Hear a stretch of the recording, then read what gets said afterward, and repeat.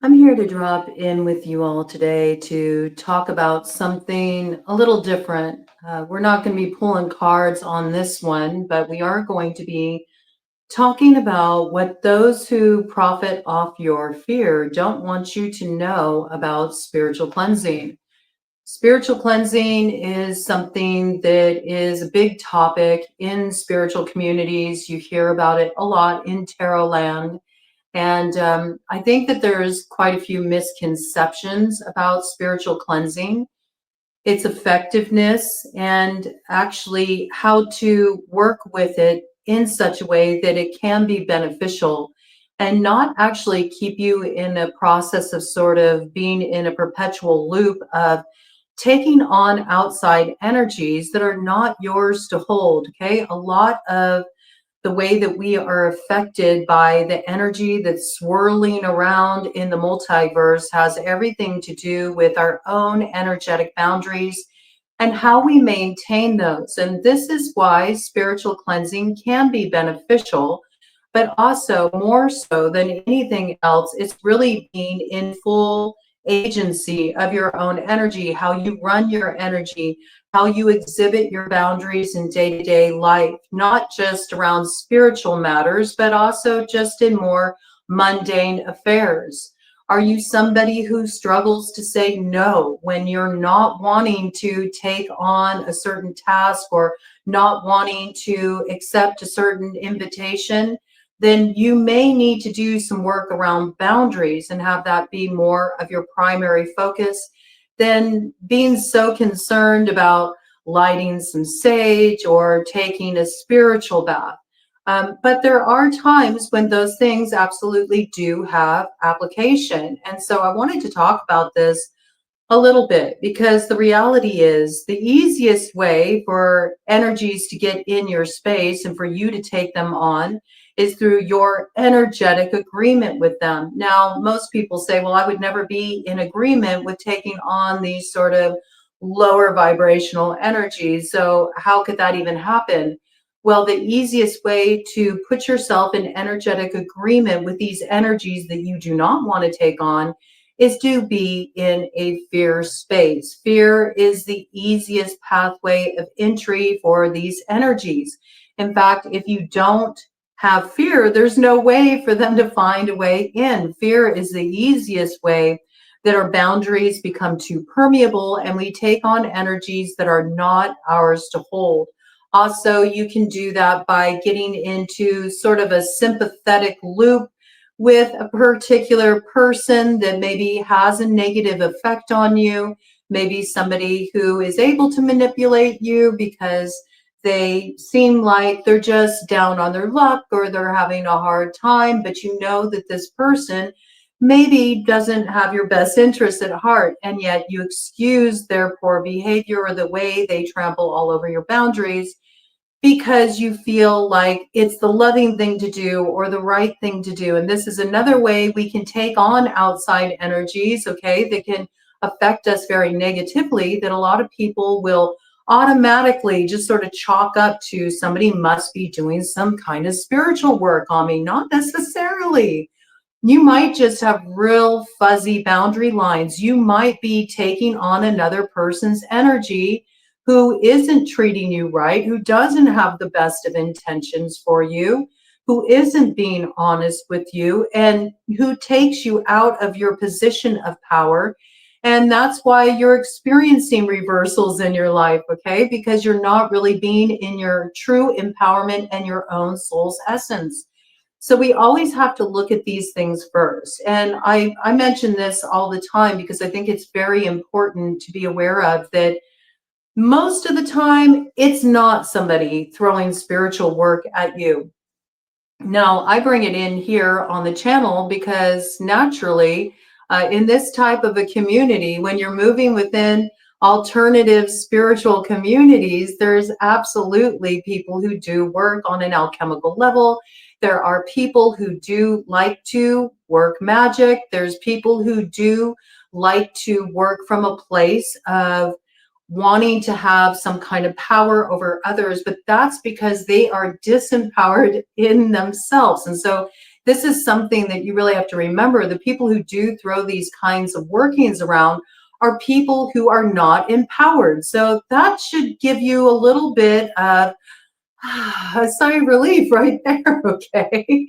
Because if somebody feels so inferior or like they're lacking power in such a way where they feel the only way they can have that or obtain that is by taking advantage of another or trying to control another or manipulate another, then you know that it doesn't really have any power at all. The only power it has is the power that you invest in it.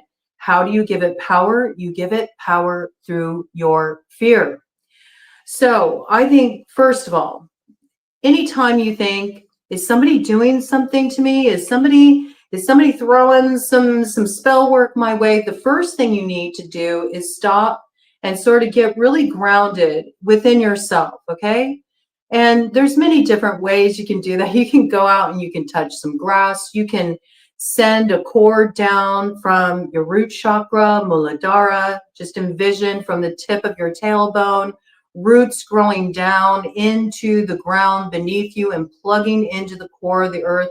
And just envision drinking up that earth energy, letting it fill your entire body, really come into your own energy. Maybe bring a bubble around you with the intention that this is my personal space and I'm clearing out all outside energies that I have unknowingly taken on from my energetic space. Sometimes when I do this, I like to put sort of a time frame around it, okay? So especially if you've been feeling like you've had a lot of outside energy coming at you, it can be good to give yourself a little breathing room, give yourself a little reprieve, and set the intention that this space is going to be up and it's going to be warded for you for like 24 hours, okay? You could do 48 hours, you could do 72 hours. I wouldn't go beyond that, okay? Because it's good to sort of allow that energy to sort of like clear out, and then you can draw up some more protective space around you if you want.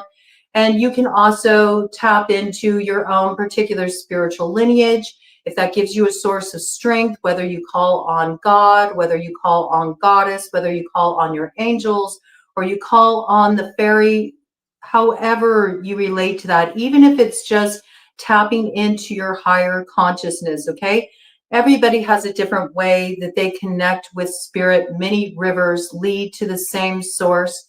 And I think this is important to remember because you don't have to do it a formulaic way. It does not have to be done a specific way that's in alignment with somebody else's belief system.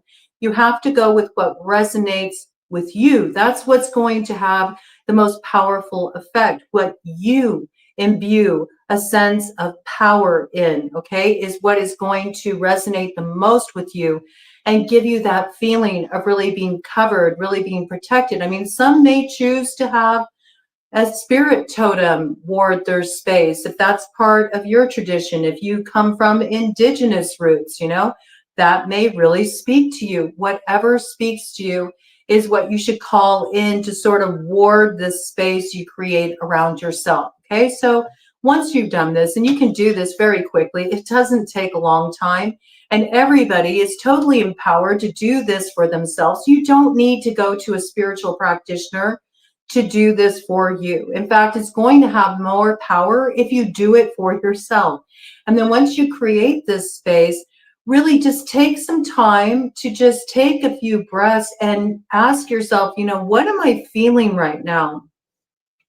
9 times out of 10, I'm going to tell you what's going to happen is once you call up this space around you, that anxiety you were feeling, the edginess, the feelings of like, is somebody doing something to me? All of this, it's going to just go away, because what's actually happened is you've taken on unwittingly somebody's energy that's not yours to hold. And usually that happens when we just have too fuzzy boundaries. Okay, so this is a way to really get in touch too with your own spiritual essence, your own energy. What does my own essential nature feel like without the interference of the outside world? When I take all of that out of the frame and I just drop in with myself, what does my own true essence feel like?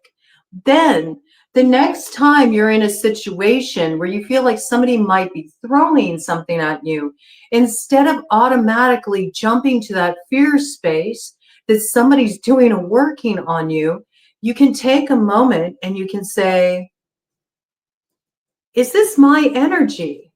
I know what my own energy feels like. Have I been worried about anything? Am I stressed out about anything going on in my life? And if the answer is no, chances are 9 times out of 10, maybe even 9.99 times out of 10, you have entered into energetic agreement through having fuzzy boundaries with somebody else's energy, and you have taken that on. Okay? And so the key at that time is to test that theory. Send down a grounding cord.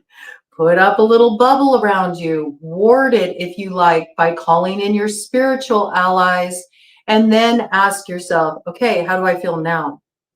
Right? Is that still there? Do I still feel that unrest? I guarantee you, the vast majority of the time, unless you are somebody who is actively involved on an alchemical path and you know people who run in those circles, that's what it is. It's just that you need to exercise better boundaries. You need to learn how to stay more in your own your own essential nature, your own energy, and not allow other people to manipulate you in such a way that they're able to get corded in you and feed off of your energy. Okay, that's what it is most of the time. Also, we have to bring this in. The majority of the time as well, the people that are doing this, the people that are courting into you, they're not aware that they're doing it. Okay. A lot of this comes from just upbringing. If you grew up in an environment where there was a lot of codependency, there can be these kind of power dynamics where you don't know how to stay in your own power, or where you give away your power too readily. And same thing with the other people you're dealing with out here on planet Earth. Okay. So always, always, I always recommend this.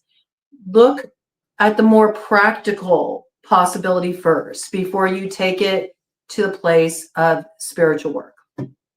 Now, going back to that, if somebody has been throwing spiritual work at you, can it affect you? Yeah, it can.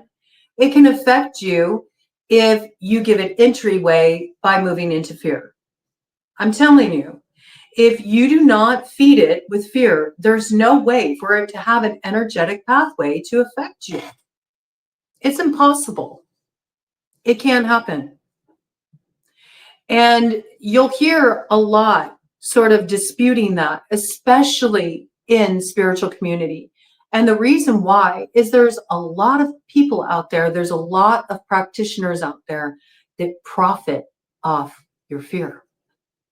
They make money off your fear. They keep telling you, oh no, you got this hex on you, and so you need to see me X amount of times, and I'll do this lifting for you. And oh, by the way, I have this special bath blend you can buy, and it'll lift that right off of you. In fact, they don't want you really to get to a place where you don't need that anymore. Very few do. Okay. There are people that genuinely want to help and will genuinely do what they can to help you lift that from you. Okay. If that is the case. But what I want you to be very leery of here is getting into a practice of buying preparations for spiritual cleansing that other people have made. Now, I'm not saying they're making these preparations with any kind of ill intent whatsoever. But I want you to think of it this way. If you already have an issue with fuzzy boundaries, and you already have a problem with taking on outside energies that are not yours, and you have a propensity to be in a more anxious or fear-oriented space that makes your boundaries too permeable and makes it really easy for outside energies to get corded into you, What makes you think that you wouldn't necessarily take on the energy of that particular practitioner who created that blend for you? It's not clean. It's not a clean way to do spiritual cleansing work. And I'm not saying that people who create those kind of blends are doing anything malicious. They may genuinely have a desire to help, but this is what you need to be aware of. What one person's idea of cleansing looks like can be very different from yours. And some people can take an approach to spiritual cleansing that actually can put you more in energetic agreement with being on this repeat loop. Okay. They may choose to exercise their will while they're creating those blends in such a way that it infringes on the will of others. And as soon as you do that, you're looking at something that has more of a binding influence, which means the very energy that you're trying to clear from you, you've now bound to you because you have, in some way, unbeknownst to you, infringed on this person's free will because of the intention that was put into the bath blend or whatever kind of cleansing blend you're using that was put together by someone other than yourself. And what if that spiritual practitioner was just having a real shit day? They were having a bad day. They had a lot of stuff going on in their life. And they're like, oh, I got to make this blend. And yeah. They say they cleanse. They say they get focused. They say they do all this. But still, subconsciously, that's still going on with their energy. All the stress, all the hassles, all the hardships they're dealing with in their own lives.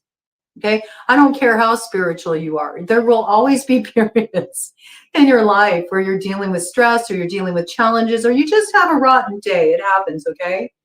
And so they're trying to get themselves in that space, and maybe they did their own cleansing before they started. I certainly should hope so. Okay. But they got in their kind of zone before, they prepared your cleansing blend, right? But all that energy is still there. And again, some spiritual practitioners, they work on more of an edge, and they may work in such a way that is really oppositional for you.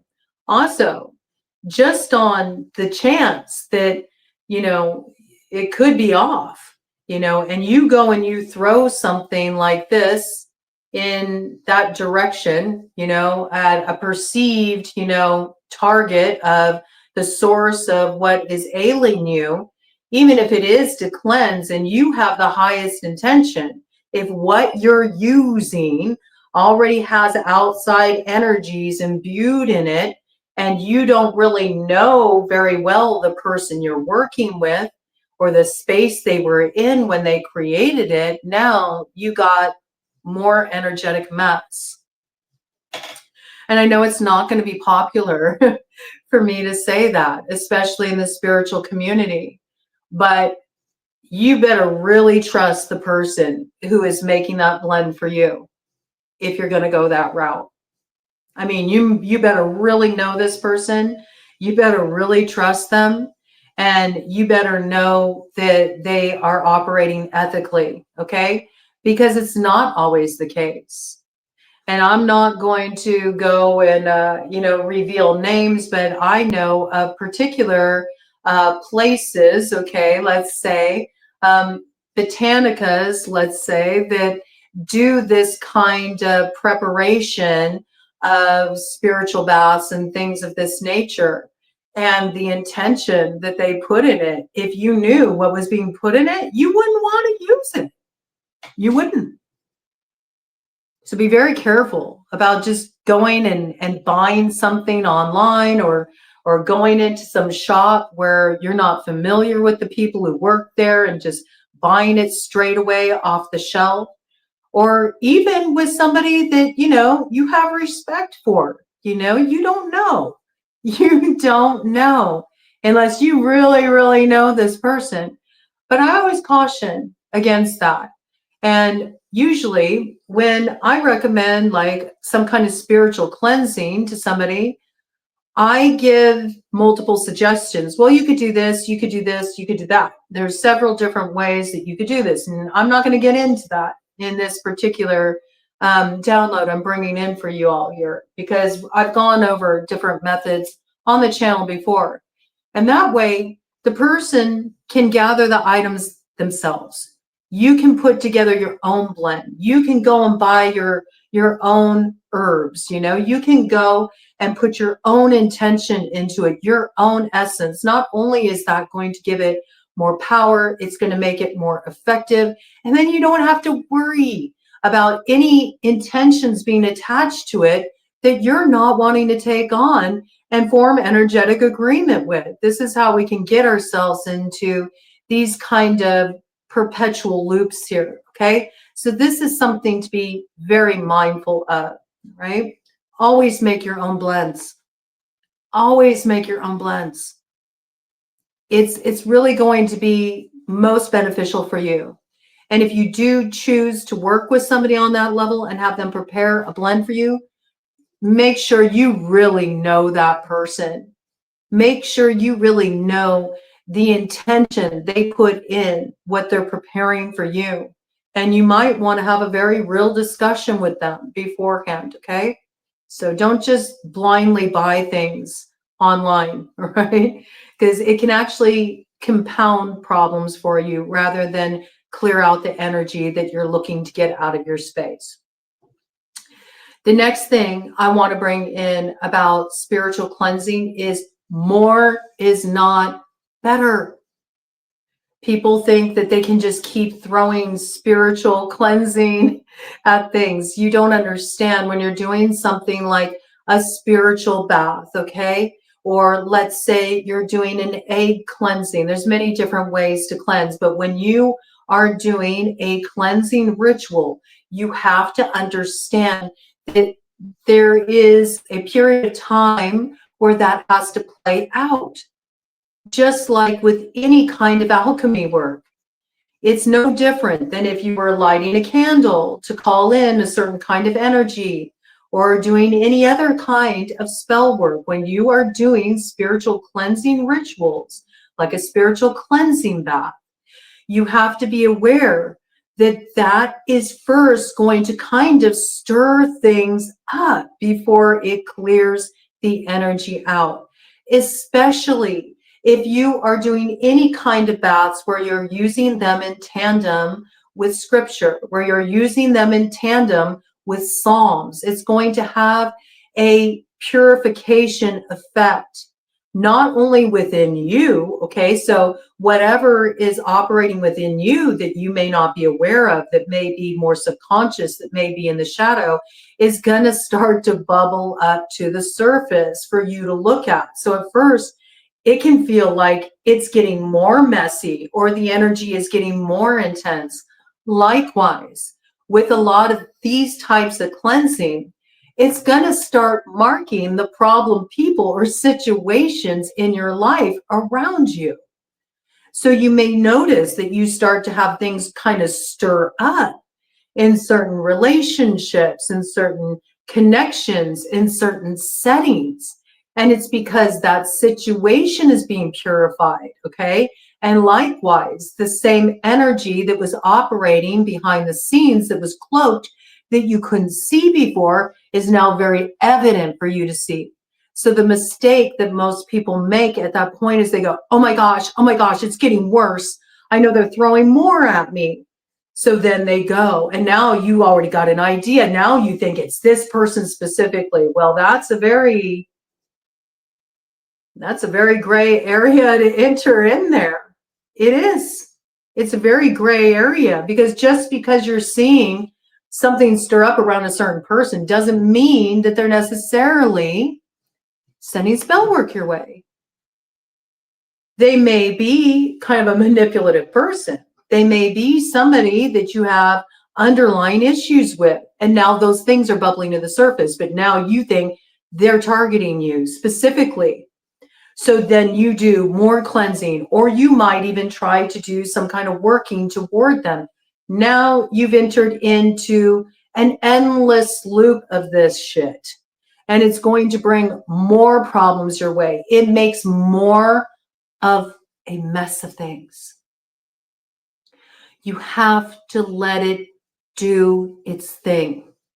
This is why I usually recommend, if you're going to do any kind of spiritual cleansing, first get in your own energy. Make sure it's just not that you've been sort of busy lately or you've been stressed out. And so you've kind of gotten out of your own energy. Your boundaries have become fuzzy and you've taken on other people's energies unwittingly. Okay. First step, be practical. Okay. The second step, if you're really like, no, I still am having a really hard time maintaining my own energy. I still feel like something is really trying to get in my energy, and you're very stressed out about that, and you feel like I really need spiritual cleansing. Always trust your own judgment about that, okay? So if you're like, okay, I need to do like a spiritual cleansing bath, then go ahead, figure out what you're going to do. It's best if you start it with either a new moon or a full moon. Okay, full moons are best if you're looking for, like, for instance, this is full moon today. This would be a good time to enter into that process of doing any kind of spiritual cleansing, because full moons are about bringing things to culmination, and then they're also about letting go. Okay, so this would be the ideal time to sort of let that energy dissipate, let that energy go. And you could start doing spiritual cleansing during this time, but then be done with it. Be done with it by new moon and leave it be. Don't do anything else. Don't do anything else until the next full moon. If you feel you need it, you may not need it at that time. Okay? But if you're throwing one cleansing ritual after another at something, you're going to keep yourself in a constant state of upheaval and purging. And you're going to feel like it's something coming at you from outside of you, when actually it's all that energy you've taken on coming up and out. All right. So you got to just ride it out. And when you're going through that, it is so important that you remind yourself, this is not my energy. I've been in my own energy. I know what my own essence feels like. I know this is not my anxiety. This is not my stress. This is not my fear. This is not my anger. This is something I took on because I wasn't in my empowerment. Okay. So important. So important. That piece is never really talked about in spiritual community, about the way that doing these cleansing rituals, doing this spiritual cleansing, it will first really stir things up. It will really stir things up. And especially if you're working with scripture. Okay. If you're working with Psalms and you're doing baths, you're getting into more root work there. Okay. So you just have to be prepared. It will stir things up. That's what it's like when we're healing anything. If you go through an operation, you know that on the other side of that, you're going to feel better. It's going to rectify the issue, right? But you don't just jump off the operating table and everything's just fine and dandy. No, there's certain healing process involved with that. And it can be painful and it can be challenging. And it's the same with spiritual cleansing, right? So don't be so quick to throw something else at it, because then you're going to complicate things. You're going to make things more difficult for yourself. And chances are, you're going to miss the mark when you're in that space. Because why? Because you'll be moving out of a place of fear. And so your actions will not be coming from an empowered place. Okay. So just write it out, write it out. And if you need to bring in some comfort at that time, then, maybe just do a nice candle vigil. Light a candle, send up some prayers, call on spiritual assistance. Okay. But don't continue to do cleansing rituals, because a little goes a long way. A little goes a long way. As far as things like, lighting some Palo Santo, lighting some sage, lighting some copal, and, keeping the energy around you clear, those are wonderful, carrying a warding stone with you, carrying a crystal with you, like a pyrite or a hematite or obsidian or black tourmaline. These are all great warding stones. You can put your own energy in a warding stone. You can just clap your hands together, really rub your hands together to generate some heat, okay? And then you can spread your hands apart and you can feel that energy there. That's your energy, okay? Now you can kind of like get that energy and you can play with it. You can give it a form, you can give it a charge, you can give it an intention, right? And then you can pick up that stone and you can hold it in your hands and envision that energy going into the stone to consecrate that stone as a warding stone to ward your energy. And you can carry that in your pocket, you can carry it on your person, whatever. And then you can just forget about it. So you're not focused on this all the time. And that works great too. All right. So I really wanted to bring this in because I know that it's something that is a hot topic. It's a hot topic in the spiritual community on YouTube. And I see ways that a lot of people sort of represent it in such a way where they don't really prepare people for everything that can come with doing spiritual cleansing. And I feel like this piece is really important. And also, I know that there are a lot of, unfortunately, unethical people out there too, who will know when somebody is in a fearful space and they will take advantage of that. And I don't want to see people fall prey to charlatans. You don't need to hire somebody to do this for you. And if you do want to hire somebody to do it for you, you better have a lot of trust in that person and know that they are going to be ethical with you and that they're not going to take advantage of you. If you are dealing with somebody who is repeatedly telling you you need more and more and more cleansing work, and they're charging you, and oh, you need to buy this special item here, now you need this, that's time to understand that you may be dealing with a very manipulative situation, okay? You can be totally empowered to do these things for yourself. And with the being full moon and just with all the interesting energy that's been out in the atmosphere, and with it being such a concern for so many people, how can I just protect my energy? How can I keep from taking on outside energies? This is something I really wanted to bring in today, and I hope it serves you well.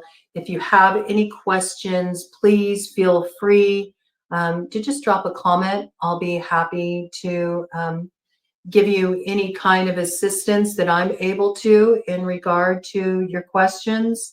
And I will also say, uh, nobody should ever charge you for a prayer or to light a candle for you. All right.